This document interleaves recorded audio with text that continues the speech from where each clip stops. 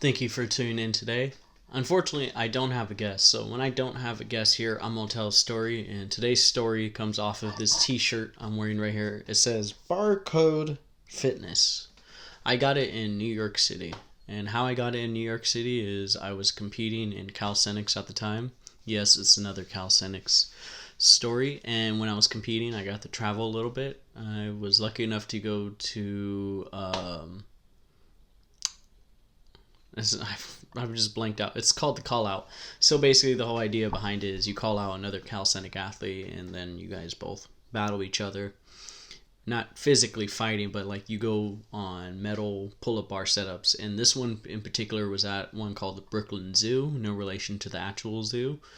It's the Brooklyn Zoo Parkour Gym, which is based in Brooklyn. So I'm coming from California. I'm gonna give you this lead up here, basically into how my prep was. Prep wasn't great. It was terrible. Actually, I had started working a new job.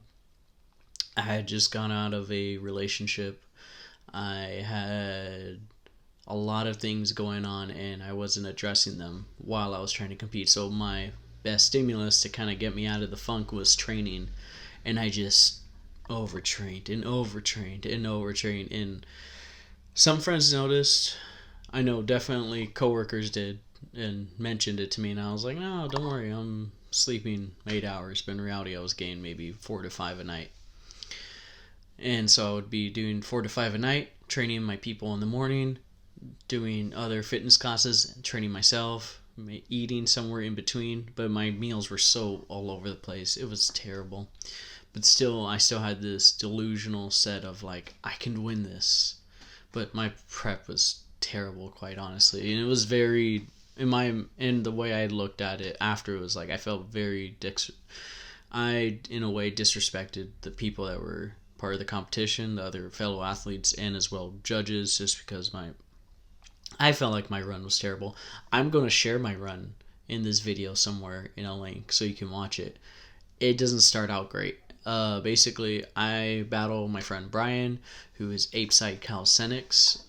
Great guy overall, crazy strong dude. He made parallel bars. He's made me a custom pair, and I still treasure those always. They actually broke last year, but I fixed them. Well, they broke on my own behalf. I was riding my skateboard and I fell, and they were strapped to my backpack, and I dove to my right shoulder, and they broke my fall, and luckily saved me, but broke one of them. And then I finally tried to screw it together and then glue it back to New York.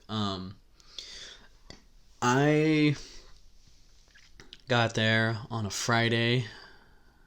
What was it? No, I got there on a Thursday night because for some reason I should have stayed longer. I don't know why I didn't. I got there a Thursday night and left Sunday afternoon. Yeah, we'll say Sunday. Um, I get there Thursday night, and a friend of mine, he was running the event. His name was Juni Gutierrez. He was a very great man. He unfortunately passed a few years ago due to cancer. I got to stay with him and his family in Connecticut. It's about a few hours from New York City. With the drive, wasn't too bad. I enjoyed that East Coast. Connecticut was interesting to drive through. It looked like a little bit of bits of California I've seen out here. Drive there, go to a diner. I get myself I get myself a burger, shake. I'm on vacation. I haven't traveled in a minute, so for not focused, but I'm still having fun. And I was doing a lot of crap talk. I was having fun, but still. The next day, actually, no wait. Next day was Friday. Yes, next day was Friday because it was Thursday night. Next day was Friday. A friend of mine, local in the East Coast, picked me up from Junie's house, and we went to New York City. It was great. Super thankful overall. And what was it? Yeah, I got to experience New York. It was cold. I brought a scarf that I bought though in Colorado, so that was great. I got lucky. I had a, what's the word I'm looking for? I had to change the different planes at one point. So I stopped in Denver and then went on a different flight. But in the meantime, I was in Denver. I got myself a nice scarf because I forgot to buy a scarf or even remotely bring one. So in New York, it's cold. It's nice. It's that nice frostiness. I really enjoyed it.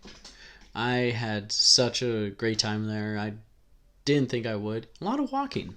A lot of people walk there. Not used to it. I'm out here where everyone drives to one place because not everything is walkable here in Southern California. Ooh, what a struggle. It's not. It's actually really neat. Everything's spread out, but terribly unevenly spread out. I don't know why.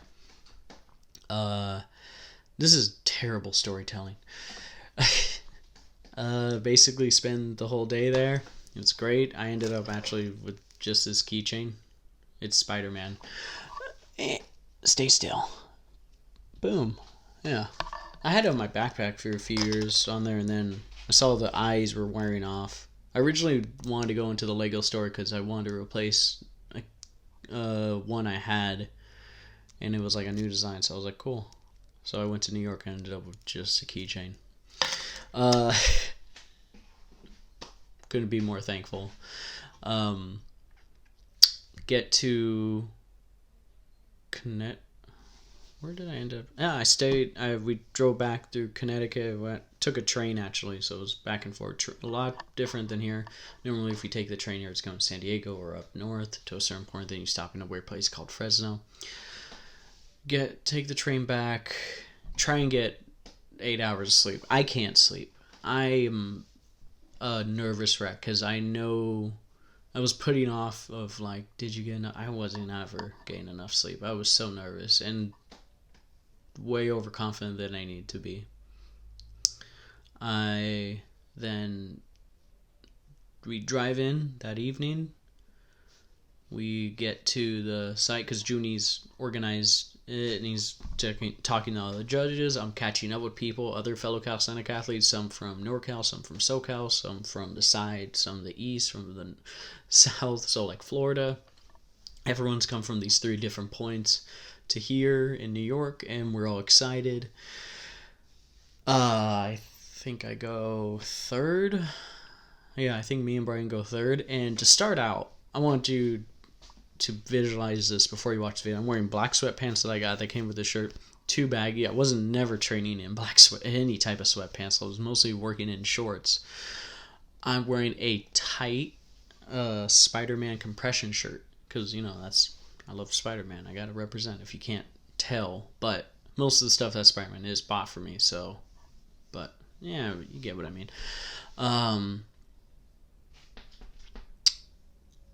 So I think we do a twin toss, and I'm like, I want to start, because I'm like, let me, start this shit out with a bang. I had like somewhat of an idea of what I was going to do. I used to write down what I would do in a notebook. I would make little sketches, not sketches of me doing the stuff, but like more or less the movements and then what comes next, and just really sketch it out, which really helped out for a time when I was focused in it more.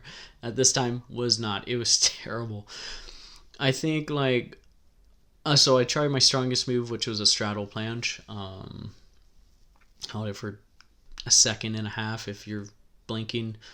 And then from there, because I was practicing parkour, I'm like, I'm going to do some parkour stuff. And very much intrusive thoughts kicking. I'm going to go from this bar to this bar and then get to another bar here. So I have this motion going on, a nice little step basically.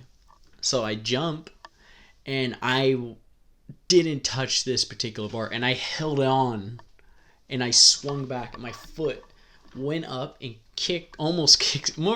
basically kicked 2 people in the face. I'm actually very cool with. I liked them very much. Andy and his wife, fiance, girlfriend. I think at the time they were just boyfriend, girlfriend, but I think they're married. Let's just say they're married.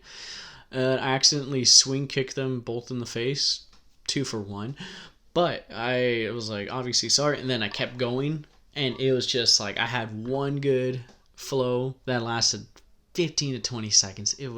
Brian though was hitting everything so clean and precise.